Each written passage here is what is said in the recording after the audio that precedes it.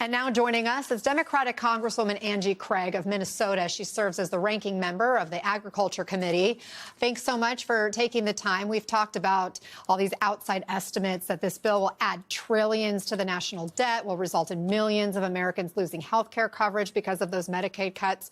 And listen to this. The Yale Budget Lab says if this bill is signed into law, the bottom 20% of earners would see a roughly 3% decrease in income, while the top 1% will see a 2% increase in their income.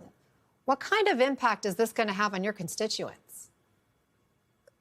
The impact is going to be dramatic. This is the largest shift of wealth from those who need it the most to those who need it the least in American history. And by the way, the middle class gets completely screwed in this bill as well, just as so many of my constituents complain about all the time. Look, 17 million Americans losing their health care.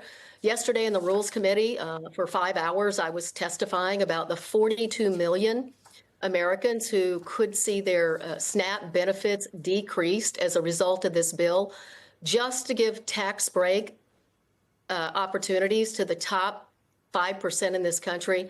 Look, this is a tragedy. It's devastating. It's the worst piece of legislation I've seen since I've been in the U.S. Congress. And I came in with that 2018 class of Democrats who took back the House after they tried to stop the Affordable Care Act. Well, guess what? They're taking away the ACA tax subsidies as well, which means they're finally going to be successful in taking away the Affordable Care Act.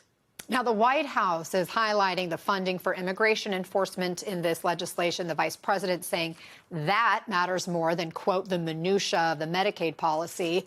The White House says Senate Democrats voted against lower taxes, bigger paychecks, stronger national security, and more. How do you respond to that? Well, look, Democrats agree that we need to have strong border security, and we're willing to discuss that in a separate forum. But for goodness sakes, we're talking about just about 60 cents a day in savings for individuals who make $50,000 a year or less. And at the same time, the cost shift to the states and the SNAP program alone is going to cause an unfunded mandate on our states. And in many cases, 10 states across this country, including Minnesota, actually will have an unfunded mandate at the county level. My county commissioners are already telling us that they're going to have to raise taxes on local constituents by 5 to 10% at the county level. None of this is worth it. We are punishing the most vulnerable in our country. The middle class is not being helped at all. And at the end of the day, this is a tax break, a tax giveaway to the most wealthy among us. Leader Jeffries says Democrats will do everything they can to stop this bill from passing. But isn't it a little late? I mean, you currently serve in the House. You're running for your state Senate seat. Do you believe this is the right leadership for the moment?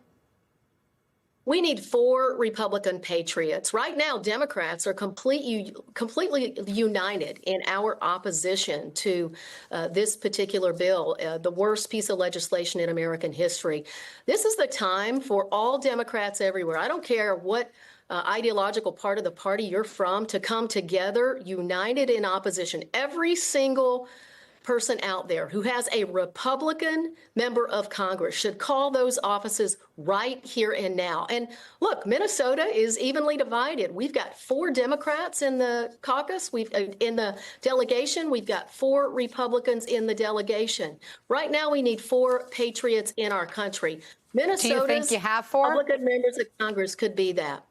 I sure hope so. I mean, if we're at a point where the GOP, the Republicans, don't have 4 patriots left in it, that tells you everything we need to know about the MAGA party, MAGA Republican Party in our country.